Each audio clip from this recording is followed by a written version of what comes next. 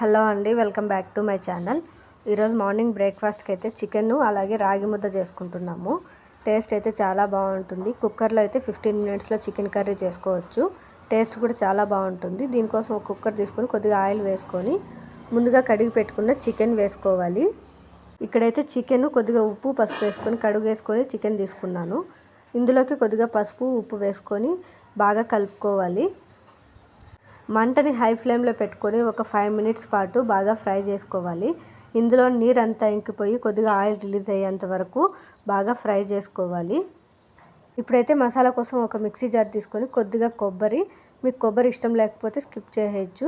ఇందులోకి టమాటా అలాగే ఎర్రగడ్డలు, కొద్దిగా క్యాష్యూస్, అల్లం వెల్లుల్లి, ఇందులోకి కొద్దిగా గసగసాలు వేసుకోవాలి. అలాగే చెక్క, లవంగము, కొద్దిగా బిర్యానీ ఆకు కూడా వేసుకోవాలి.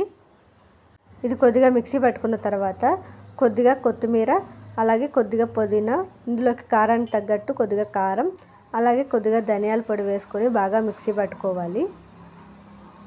బాగా మిక్సీ పట్టుకున్న పేస్ట్ వేగుతున్న చికెన్లోకి వేసుకొని ఒకసారి బాగా మిక్స్ చేసుకోవాలి. ఒకసారి బాగా మిక్స్ చేసుకున్న తర్వాత కావలసినంత నీళ్లు పోసుకోవాలి. కావలసినంత నీళ్లు పోసుకున్న తర్వాత ఒకసారి ఉప్పు కారం చెక్ చేసుకొని ఉప్పు కారం సరిపోతే పైన కొద్దిగా కొత్తిమీర వేసుకొని ఒక 3 విజిల్స్ పెట్టుకున్నామంటే సరిపోతుంది. 3 విజిల్స్ తర్వాత అయితే చికెన్ అనేది బాగా మెత్తగా ఉడికిపోతుంది. లేదంటే మీకు ఇంకో విజిల్ పెట్టుకోవచ్చు. ఇదైతే వేడి వేడి రాగి ముద్దలకైతే సూపర్గా ఉంటుంది. ఖచ్చితంగా ట్రై చేయండి.